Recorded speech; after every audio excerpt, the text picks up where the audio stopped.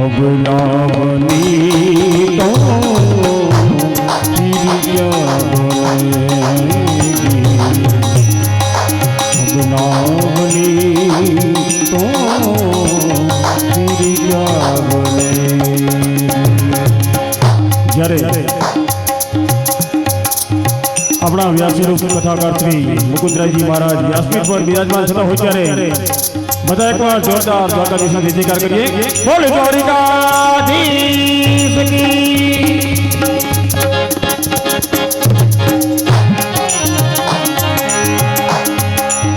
હીરા સદન વતને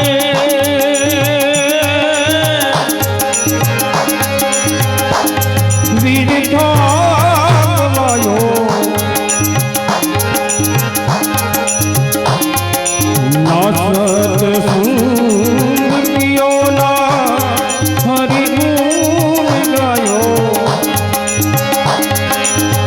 जननी तेरी तुझे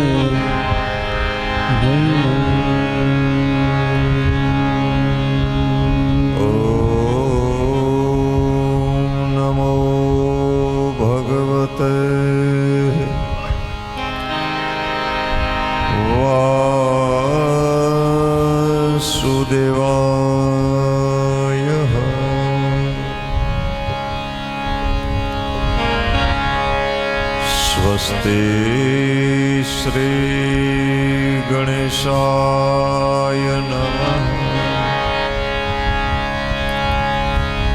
श्री सरस्वत्यै नमः।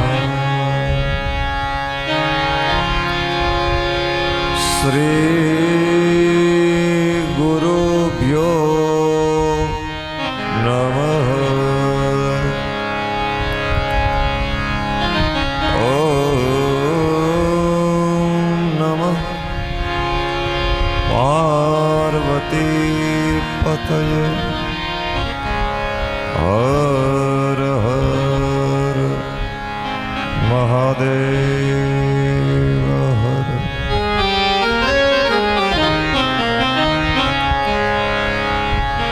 वंशी विभूषित करान नवनीरदाबाद पीताम्बरात्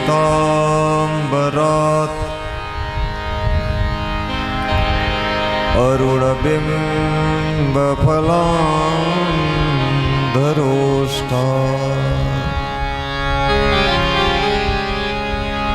पूर्णेन्दुसुन्दरमुखाद् अरविन्दनेत्रात् कृष्णात् परं किमपि तत्त्वमहं न जाने। कृष्णं त्वदीयपदपं गजपञ्जरान्ते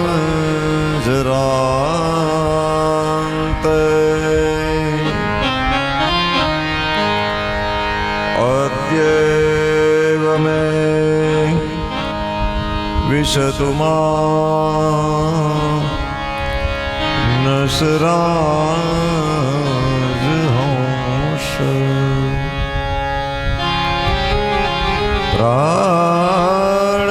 प्राणप्रयाण समये कफवातपित्तै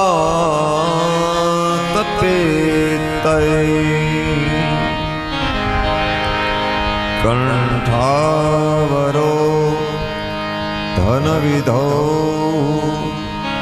स्मरणं कुतस्ते।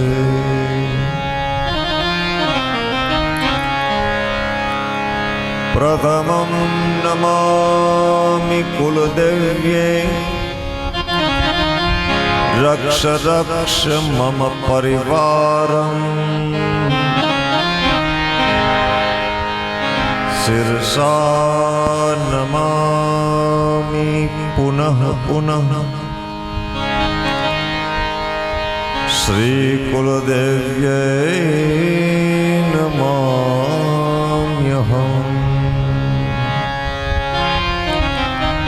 बोलिए बालकृष्ण भगवान की जय।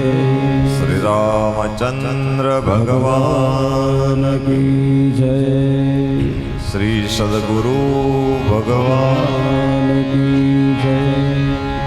ओम नमः पार्वती पतये। हर हर महादेव हर।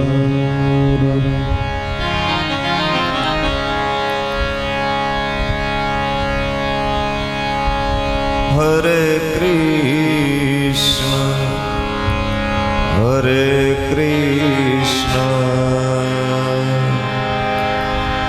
कृष्ण कृष्ण हरे हरे। हरे कृष्ण कृष्ण कृष्ण हरे हरे। हरे राम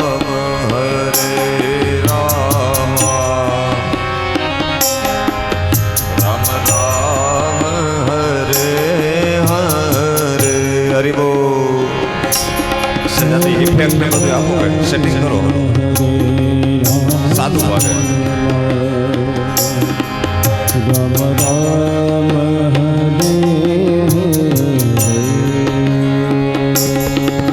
હરે કૃષ્ણ હરે કૃષ્ણ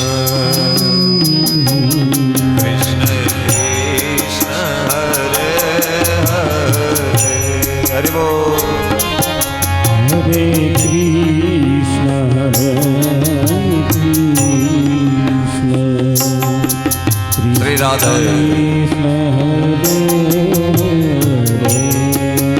સજાનો માસ્ટર માસ્ટર ઉપર આવે માસ્ટર નીચું તો વિચારવાનું જ નહીં ઉપર જ વિચારવાનું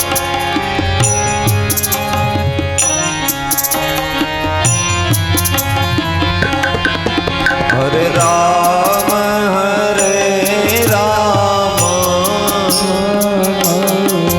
રામ રામ હરે હરે હરે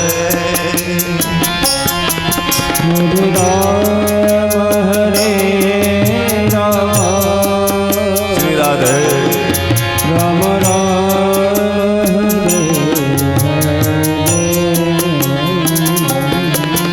હરે કૃષ્ણ હરે કૃષ્ણ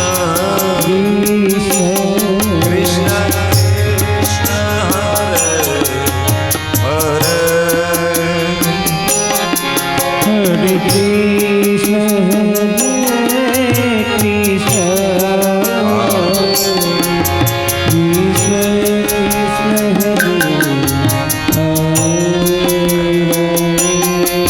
હરે રામ હરે રામ રામ રામ હરે હરે ગાય ભાવ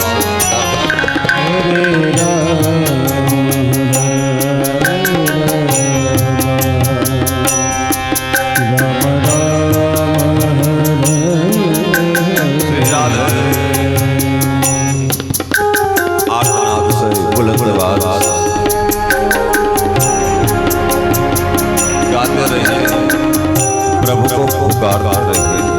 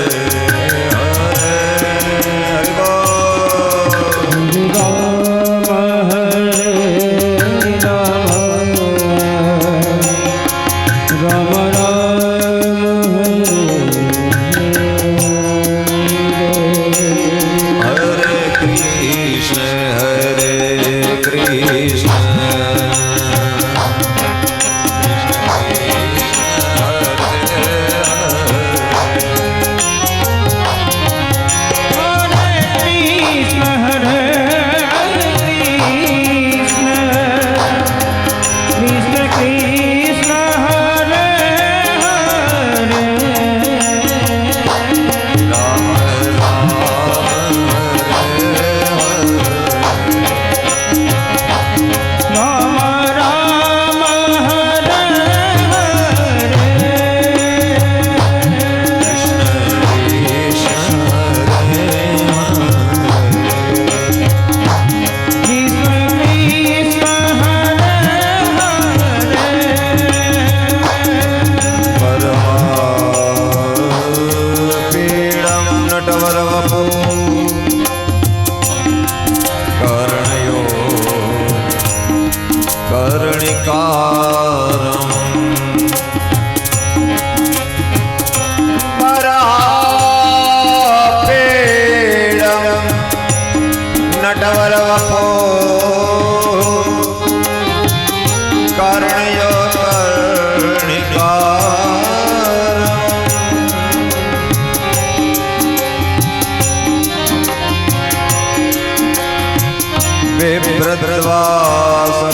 કપિશં વૈજયંતીજમાલા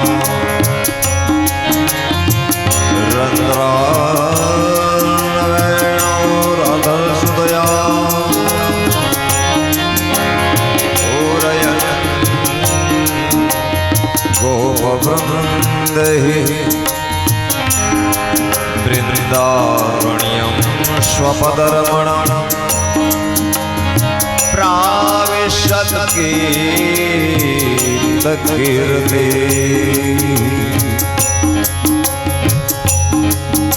अन्यथा शरणं नास्ति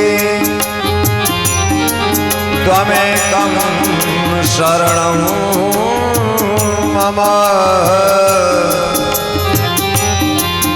अहं त्वां शरणं यामि रक्ष न शरणागता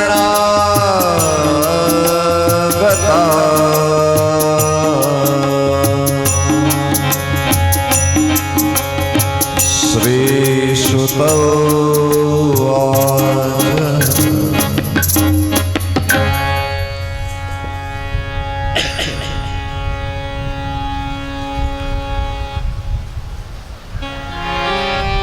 परब्रह्म परमात्मा अखिल ब्रह्मांड ईश्वर बेज का पिता जगत नियंता श्री हरि ની પરમ કૃપા એના અનુગ્રહ અને ઈચ્છા દ્વારા આપણી આ ધર્મ ભૂમિ ઉપર ભગવદીય કથા મોક્ષદાયી કથા ભુક્તિ અને મુક્તિ આપનારી કથા એનો આજે ત્રીજો દિવસ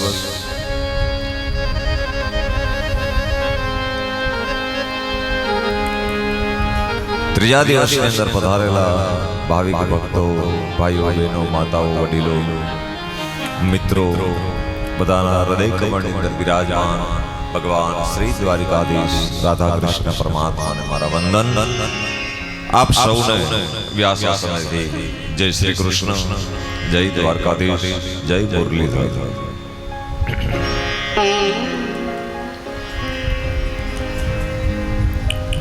નૈમિષારણ્ય વનની અંદર સુતજી 88,000 ઋષિઓને આપણી આ કથા કરે છે.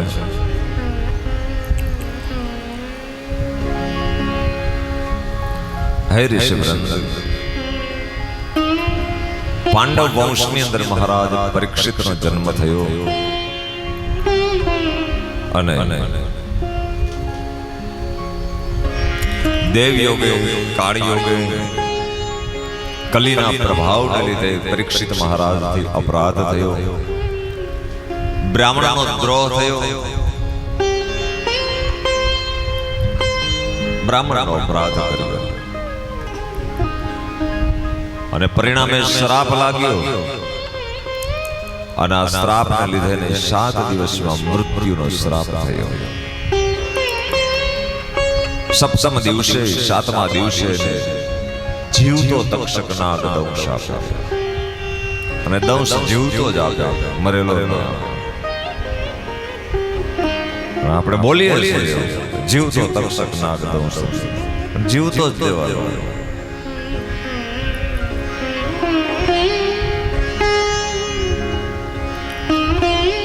જ્યાં શ્રાપ મળ્યો મહારાજ પરીક્ષિતને, અંદરથી જ્ઞાન લાગી ગયું, સાચો રસ્તો મળી ગયો. શ્રાપ લાગ્યા ભેગીને ખબર પડી ગઈ કે જન્મ લીધા પછી હકીકતમાં શું કરાય. આપણું બધાયનું મૃત્યુ 7 દિવસમાં છે, ખબર છે આપણને. કાલે કહ્યું એ પ્રમાણે, પણ હું તમે જાણતા નથી, મને તમને ખબર છે, પણ એ તરફ મારી ગતિ, આપણી ગતિ નથી.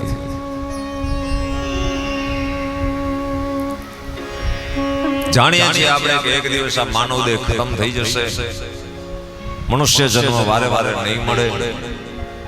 પરમાત્માને પ્રાપ્ત કરવાનું સાધન હોય તો આ ભાગવત કથા અને મનુષ્ય દેહ છે. પણ છતાંય સાહેબ, આ મનુષ્ય દેહની અંદર આપણે ભજન નથી કરતા, આપણે મોહનને નથી ભજતા, આપણે માયાની અંદર ડૂબી જઈએ છીએ. પરીક્ષિત મહારાજ મને તમને એ બતાવે કે હે જીવ, ખબર છે તને કે જન્મ પછી મૃત્યુ થવાનું નિશ્ચિત છે?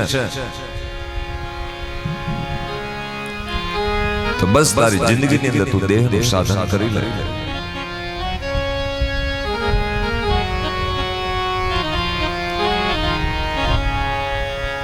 વારે વારે મનુષ્ય દેહ નહીં મળે સાહેબ. 84 લાખ જન્મ આપણે લઈએ ને ત્યારે મને તમને મનુષ્ય દેહ પ્રાપ્ત થાય છે. એક મોક્ષનો દરવાજો કોઈ હોય તો એ મનુષ્ય જન્મ છે. અને આ મનુષ્ય જન્મથી જ મોક્ષની પ્રાપ્તિ થઈ શકે. આ મનુષ્ય જન્મથી જ પરમાત્માને પ્રાપ્ત કરી શકાય. આ માનવ દેહથી જ પરમાત્માની ભક્તિ કરી શકાય, ધર્મ કર્મ અને સદકર્મ કરી શકાય. એ જાણીએ છીએ, પણ છતાંય મારી તમારી આંખ આડે પાટા બાંધેલા છે. જાણવા છતાં પણ હું તમે મુક્તિનું સાધન નથી કરી શકતા સાહેબ. જાણવા છતાં આ જીવનની ગહન કરુણા છે. નહીતર ફૂલ સ્ટોપ આપી દીધો છે પરમાત્મા કે તારો જન્મ થયો તો એક દિવસ મરવાનો છે. કાનાભાઈ, જીવ જવાનો જ છે. પણ છતાંય એ મનુષ્ય જન્મ મળવા છતાંય, જાણવા છતાંય હું ને તમે પરમાત્માની ઓર ગતિ નથી કરી શકતા. છતી આંખે આપણી કહેવત છે ને, છતી આંખે આપણે આંધળા છીએ. પૂર્વકાલીન સમયની અંદર એક સુરદાસજી હતા. આપણા ગામ જેવું નાનું એવું ગામ, અને એ ગામની અંદર કઈ સુવિધા નહીં, ખાલી માણસો રહે. બાકી કોઈ હટાણું કરવું હોય, કઈ લેવું હોય, ખરીદી કરવી હોય તો બાજુનું ગામ હતું, ત્યાં જવું પડે. અને અગાઉ કઈ વાહન વ્યવહાર હતો ને એટલે ચાલીને જવાનું થાય. તો ગામની અંદર એ સુરદાસજી રહેતા હતા. એ સુરદાસજીને એક દિવસ ખરીદી કરવા માટે જવાનું થયું. વિચાર કર્યો કે આજે હું ફ્રી છું તો એક કામ કરું, બાજુના ગામમાં જઈ અને જોઈતી વસ્તુ બધી લઈ આવું. સમજો બરાબર. સુરદાસજી હાથમાં લાકડી લઈ અને પોતાના ગામથી બાજુના ગામ જવા માટે નીકળ્યા છે. બાજુનું ગામ જે હતું એ બાજુના ગામને 1 કિલ્લો હતો, ફરતી દીવાલ, એક જ કિલ્લો.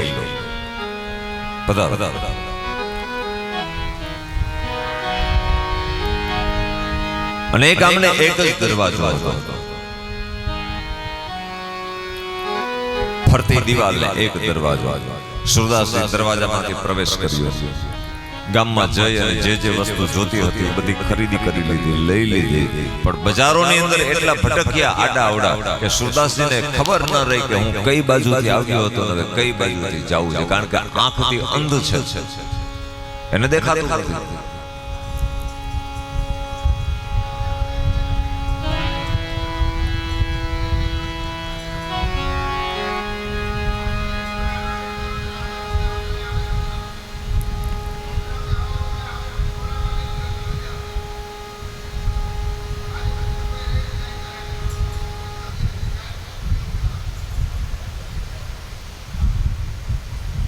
હવે ઠીક માર ભાઈ, તું ન્યા જ ઉભો રહે.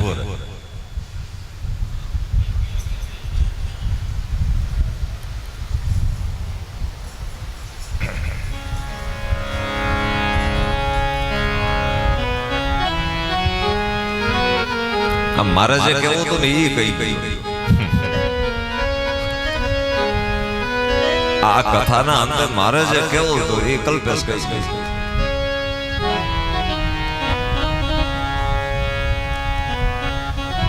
એને કથા ઉઈ ગઈ.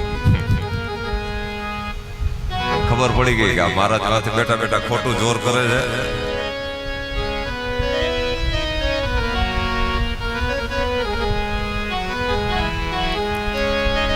બરાબર સમજો, આ માનવ જીવનની કથા છે, આપણી કથા છે. પણ પેલા સમજી લો, સુરદાસજીએ વિચાર કર્યો કે ગામને એક કામ કરું, બહાર નીકળવું છે પણ ફરતી દિવાલ છે, પેલા દિવાલ ગોતી લઉં. એટલે ચાલતા ચાલતા ચાલતા ગામની દિવાલ પહોંચી. પછી દિવાલને લાકડી અડાડતા જાય છે. લાકડી અડાડતા અડાડતા આગળ આગળ આગળ આગળ વધે અને ત્યાં દરવાજો આવ્યો. પણ જ્યાં દરવાજાને લાકડી અડવા જાય, જો લાકડી અડી જાય દરવાજા તો ખબર પડી જાય કે આ દરવાજો છે. પણ દરવાજાના પિલોર પાસે બે ખુજલીના ઝાડ ઊભા હતા.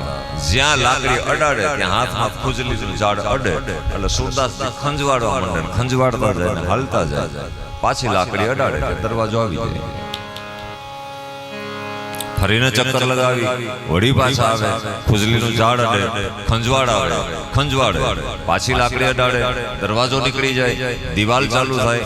આવી લગભગ 10 ચક્કર લગાવી. વિચાર કર્યો ગામ નાનું અને આટલા ટાઈમ ત્યાં હું દરવાજો ગોતો, દરવાજો મળે નહીં.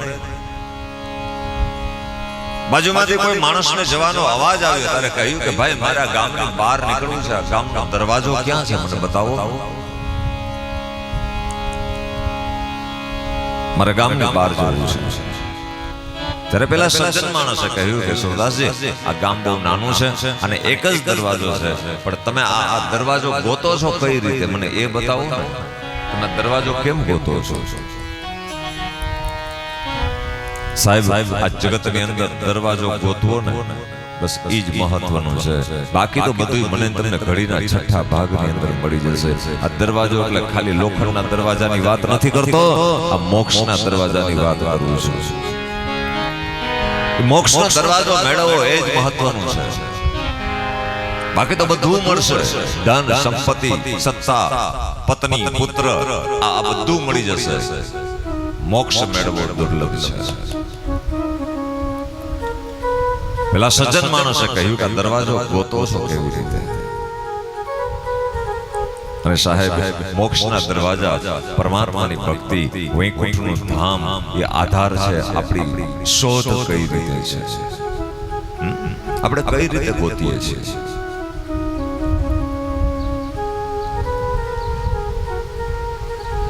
સુરદાસજી આગળ આગળ ચાલે, લાકડી અડાડતા જાય ને પેલો સજ્જન ભેગો ભેગો ચાલે. જ્યાં દરવાજા પાસે આવ્યા અને લાકડી અડાડે ત્યાં હાથની અંદર ખુજલીનું ઝાડ અડ્યું, ખંજવાડ આવી. ખંજવાડ આવે છે, સુરદાસજી ખંજવાડતા જાય, ચાલતા જાય. જ્યાં ખંજવાડતા ખંજવાડતા ચાલવાનું ચાલુ રાખ્યું કે સુરદાસજીનો હાથ પકડ્યો પેલા સજ્જન માણસે. મહારાજ તમે અહીંયા ભૂલ કરો છો, તમારી અહીંયા ભૂલ થાય છે. કેમ? બોલે ખુજલીનું ઝાડ તમને અડે છે ને ખંજવાડ આવે છે, તો તમને ખંજવાડ આવે તો ઊભા રહીને ખંજવાડી લો ને. હાલતા જાઓ ને ખંજવાડતા જાઓ છો, એમાં આ ગામનો દરવાજો વયો જાય છે અને પાછી આ દિવાલ ચાલુ થઈ જાય છે. તમે ઊભા રહીને ખંજવાડી લો ને પછી લાકડી અડાડો તો દરવાજો અહીંયા જ છે. પણ તમે આવી 50 ચક્કર લગાવી, કારણ કે તમે ખંજવાડવામાં રહ્યા, એમાં તમારો દરવાજો નીકળી ગયો. એમ દરવાજો એટલે મોક્ષનો દરવાજો છે અને દિવાલ છે એ 84 લાખ જન્મોની દિવાલ છે. એની અંદર ફરતો સુરદાસ એટલે આપણી અંદર રહેલો જીવ છે.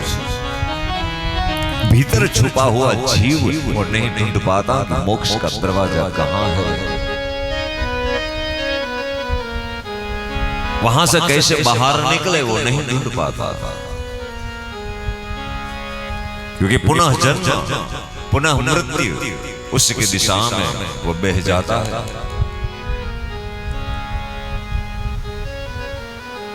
खंजवाड़ આવે છે તો ઊભા રહીને ખંજવાડી લો ને પછી લાકડી અડાડો તો દરવાજો મળી જશે. સુરદાસજીનો હાથ પકડીને સજ્જન માણસે બહાર કાઢી દીધા. અને આ સજ્જન માણસ ગુરુ, એ સજ્જન માણસ એટલે કોઈ બ્રાહ્મણ, એ સજ્જન માણસ એટલે કોઈ સંત, એ સજ્જન માણસ એટલે આપણા ગ્રંથો, એ સજ્જન માણસ એટલે આપણા ભાગવત, એ સજ્જન એટલે આપણી ભક્તિ. આપણા માર્ગ બતાવે કે હે જીવ તને ખંજવાડ આવે છે તો ખંજવાડી લે અને પછી તું આ મોક્ષના દરવાજામાંથી બહાર નીકળી જા. એ ખંજવાડ આવે કોઈ ખુજલીના ઝાડની નથી, પણ જે કાંઈ આ પરિવાર સંસાર આ બધું છે ને એની આપણને મીઠી ખંજવાડ આવે છે.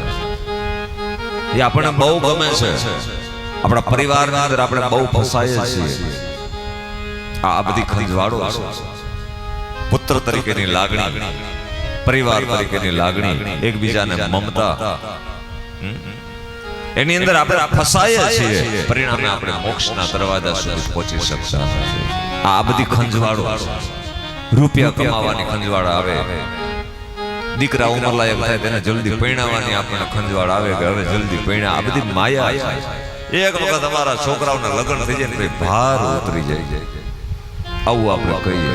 પણ સાહેબ એના ભાગ્યમાં જ્યારે લખાયેલું હોય ત્યારે જ થશે.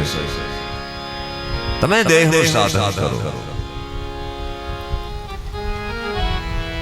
એટલે શાસ્ત્ર એમ કહે કે આ બધી સંસારની ખંજવાળો છે એ ભલે રહી, બધી છોડવાનું નથી, ફરજ નિભાવવાની જ છે. આપણો ધર્મ છે. પૈસા કમાવા, ધન દોલત કમાવી, વ્યવહાર ચલાવવો, ઘર સંસાર ચલાવવો, દીકરા દીકરીઓને પરણાવવા, પરિવારમાં ભરણ પોષણ કરવું, સમાજના વ્યવહારો નિભાવવા, આ બધું કરવાનું જ છે. આ બધું છોડી દેવાનું નથી. પણ જ્યારે જરૂર હોય ત્યારે કરી લો અને પાછા ભગવાનની ભક્તિની અંદર મનને પરોવી દો.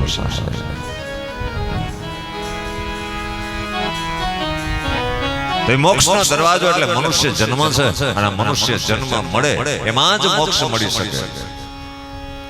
ગાયને આપણે પૂજવા લાયક ગણીએ, ગાયને પગે લાગે પાપ જાય, બધી સાચું. પણ ગાયને ભગવાનનું નામ લેવું હોય તો ગાય ભગવાનનું નામ લઈ શકે?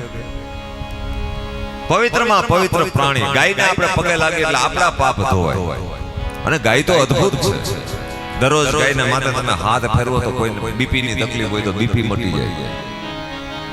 ગાયનું છાણ અને ગૌમૂત્રનું સેવન કરો તો ગમે એવા દર્દ હોય તો એ રોગનો નાશ થાય. આટલી તાકાત એમાં છે. પણ એ જ ગાયને જો ભગવાનનું નામ લેવું હોય તો અશોકભાઈ ભગવાનનું નામ ના લઈ શકે. એ નામ લેવા માટે બડે ભાગમાં નુસતન પાવા, બડે ભાગ્ય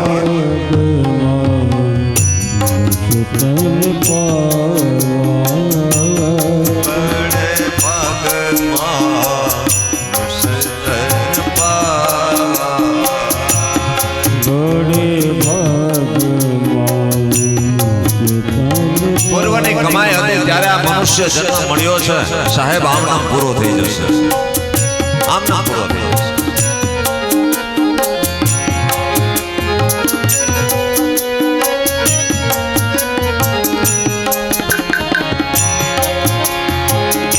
માટે મળ્યો છે માનવ દેહ. આરાધના કરી લો. મોંઘો મનુષ્ય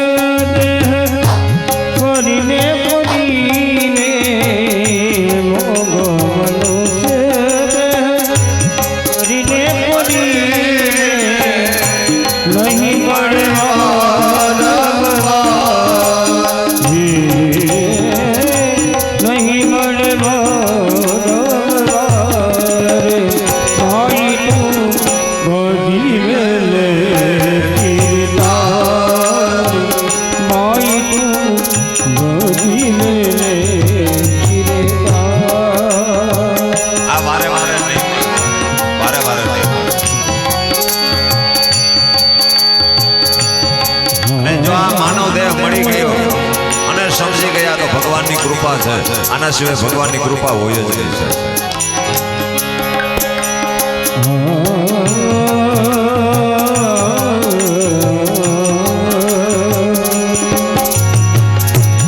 झूठी काया झूठी माया झूठो कुटुंब परिवार, झूठो कुटुंब परिवार, झूठी काया झूठी माया झूठो कुटुंब परिवार, झूठो कुटुंब परिवार. राजा भरतरी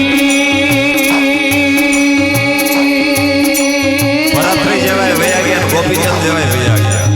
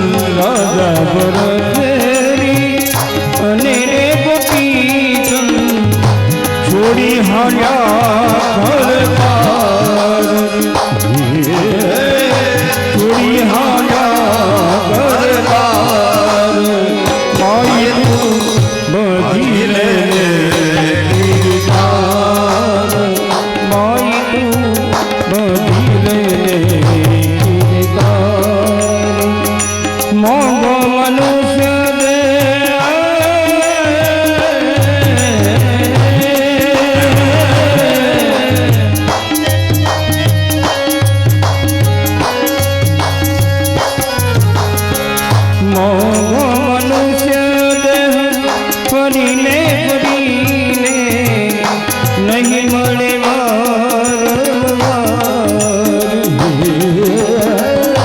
નહીં મળે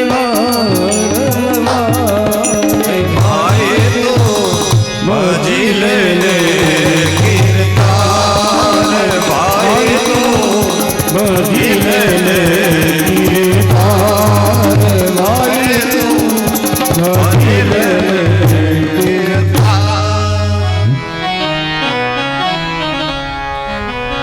તો કહેવાનો સુર મારો એ છે સાહેબ કે આ મનુષ્ય દેહ મળ્યો બસ એને સાફ કરી લઉં. આજે પરીક્ષિત રાજાને પણ એવું થયું, ખબર પડી ગઈ કે 7 દિવસ પછી મારું મૃત્યુ છે. ત્યારે એણે રાજપાટ ધન દોલત સત્તા સંપત્તિ બધું છોડી દીધું. ઘરબાર છોડીને ગંગાજીના કિનારે જઈને બેસી ગયા. આસન વાળીને બેઠા, પલાઠી વાળીને બેઠા, અનશન લીધું છે, વ્રત અનજળ ત્યાગ કર્યો. અને સમર્થ મહારાજ સુખદેવજી જેવા એને ગુરુ મળ્યા છે, બ્રાહ્મણ મળ્યા છે.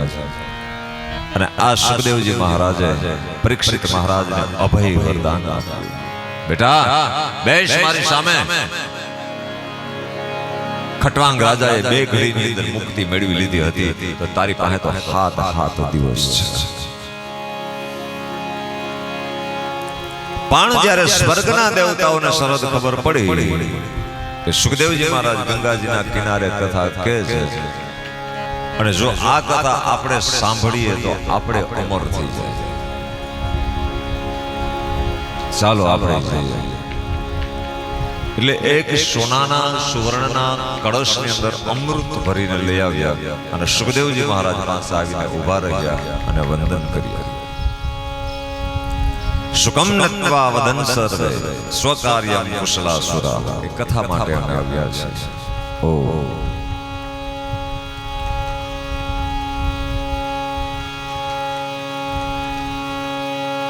અમે એક સોદો કરવા માટે આવ્યા છીએ તમારી પાસે. શું? બોલે તમે કથા શું કામે કહેવાના છો?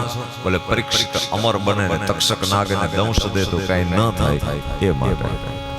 બોલે તમારે પરીક્ષિતને અમર જ બનાવવો છે? બોલે હા. તો એક કામ કરો, આ સ્વર્ગનું અમૃત છે તમે પરીક્ષિતને પીવડાવો. એટલે પરીક્ષિત એક જન્મ નહીં પણ હજારો જન્મ સુધી એ અમર થઈ જશે. એનું મૃત્યુ નહીં થાય. તો સ્વર્ગનું અમૃત છે તમે પરીક્ષિતને પીવડાવો, અને કથારૂપી અમૃત છે એનું પાન તમે અમને કરાવો. ત્યારે સુખદેવજી મહારાજે પરીક્ષિત સામે જોઈને કહ્યું કે બેટા પરીક્ષિત, તારી શું ઈચ્છા છે બતાવ. તારે સ્વર્ગનું અમૃત પીવું છે કે આ કથાનું અમૃત તારે પાન કરવું છે? શું કરવું છે? પરીક્ષિત રાજાએ કહ્યું કે બાપજી મને આ 2 વચ્ચેનો ભેદ બતાવો ને, કે સ્વર્ગનું અમૃત શું કામ કરે અને કથાનું અમૃત શું કામ કરે. આ 2 વચ્ચેનો મને ભેદ બતાવો, શું કામ કરે. સુખદેવજી મહારાજે કહ્યું કે પરીક્ષિત તું સ્વર્ગનું અમૃત પીશ ને તો તું અમર બની જઈશ, તારું ક્યારે મૃત્યુ નહીં થાય. ત્યારે પરીક્ષિત રાજાએ 2 હાથ જોડીને કહ્યું કે બાપજી એ સ્વર્ગનું અમૃત મને અમર બનાવી શકે, પણ મને ભયમાંથી મુક્ત કરી શકે, મને અભય બનાવી શકે? બોલે ના, અભય ન બનાવી શકે, એમાં મોતનો ભય તો રહે. પૂછા સ્વર્ગના દેવતાઓને. સ્વર્ગના દેવતાઓ, સ્વર્ગનો રાજા ઇન્દ્ર છે, અને છતાંય જ્યારે રાક્ષસો ચડાઈ કરે ત્યારે મોતના ભયથી ભાગી અને ઇન્દ્રે ક્યાંક છુપાવવું પડે છે. તો તને મૃત્યુનો ભય તો રે બાપજી. તો જે અમર ભલે બનાવે પણ જે અભય નથી બનાવતો, જે મોતના ભયમાંથી નથી છોડાવતો, એ અમૃત શું કામનું? મારે તો એ અમૃત જોઈએ કે મને ભલે હજારો મૃત્યુ આવે પણ મૃત્યુનો મને ભય ન લાગે, મને મૃત્યુનો ભય ન થાય.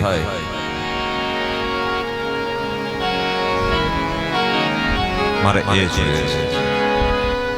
મને તમે કથાનું અમૃત પાવો, મને કથાનું અમૃત પીવડાવો. ત્યારે સુખદેવજી મહારાજે હસી અને દેવતાઓને કહ્યું કે દેવતાઓ તમે તો અભક્ત છો. અભક્ત સ્તમ ચ વિઘ્નાય ન દદોષ તથામૃતમ. મતલબ શ્રીમદ ભાગવતી વાર્તા સુરાણામ અપી દુર્લભઃ.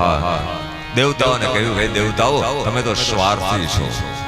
આ કથા તો બધા માટે હતી અને તમે જો છાનામાના આવી અને શાંતિથી શ્રવણ કરવા માટે બેસી ગયા હોત, સાંભળવા માટે બેસી ગયા હોત તો તમને કથા મળત. પણ તમે સોદો કરવા માટે આવ્યા, તમે વૈમનસ્ય કરવા માટે આવ્યા, અમૃતની બદલીમાં તમે કથા લેવા માટે આવ્યા. માટે આ કથાના કોઈ સોદા ન હોય, આની કોઈ કિંમત ન હોય.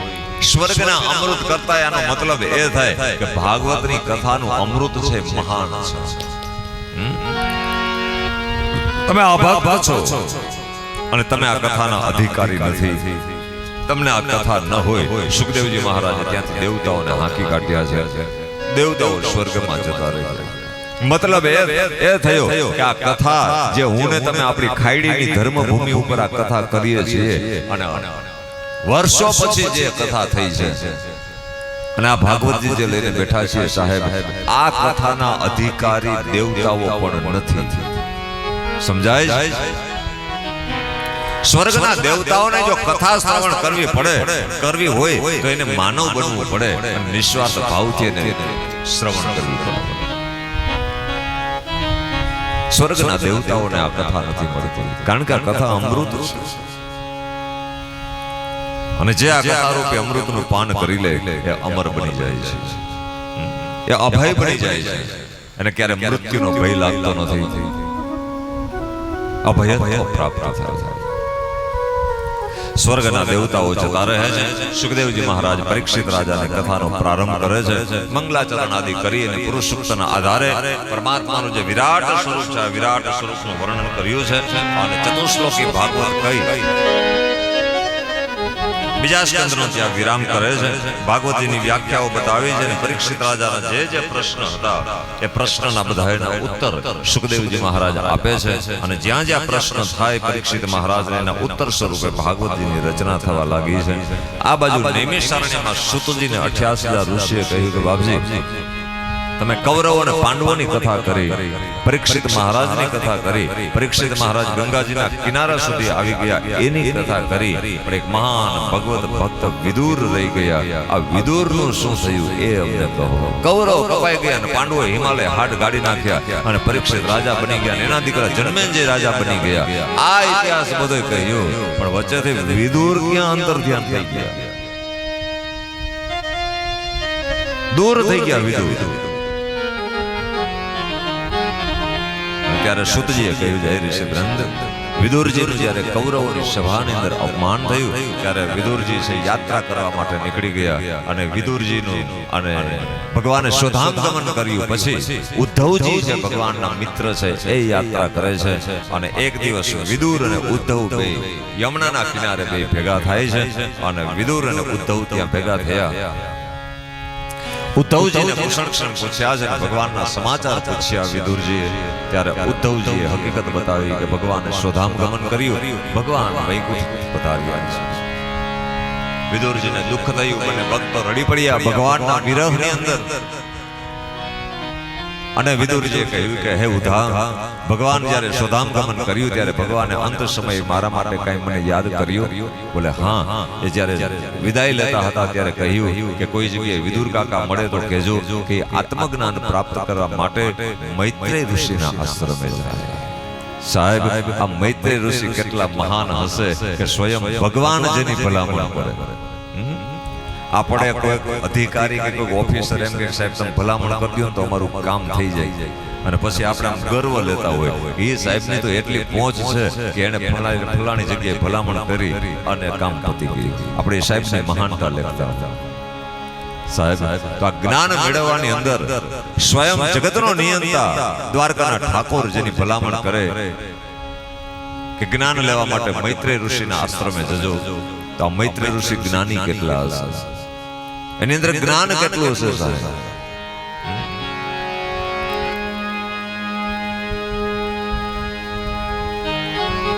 સત્સંગ કર્યો છે વિદુર અને ઉદ્ધવ. કૃષ્ણ સ્મરણની અંદર ડૂબ્યા છે.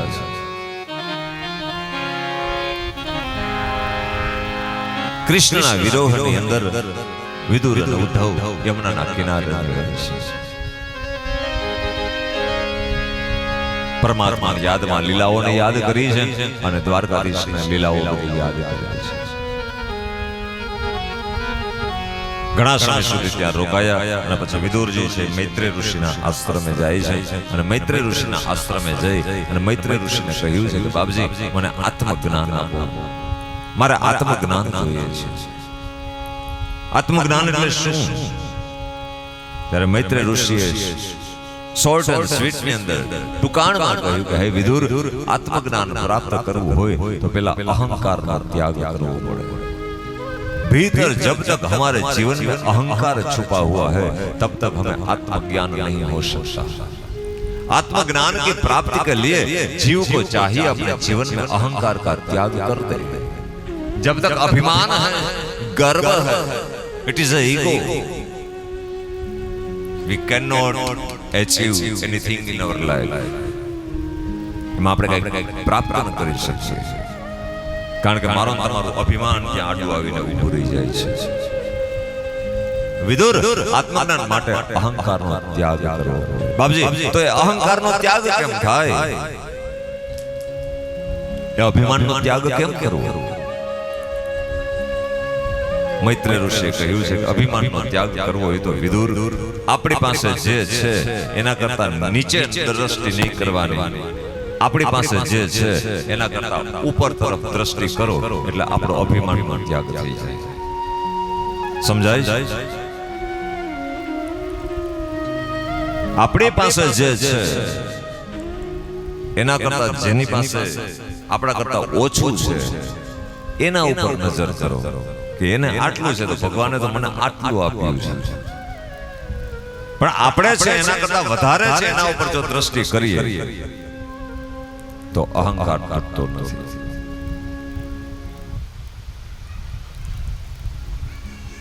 આપણી પાસે 5000 નો મોબાઈલ હોય